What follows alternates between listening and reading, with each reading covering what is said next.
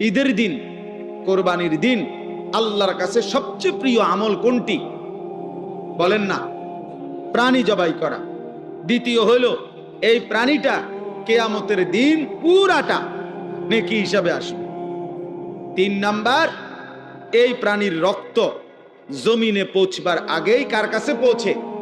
আল্লাহর আরশে পৌঁছে, আল্লাহ পাকের কাছে পৌঁছে।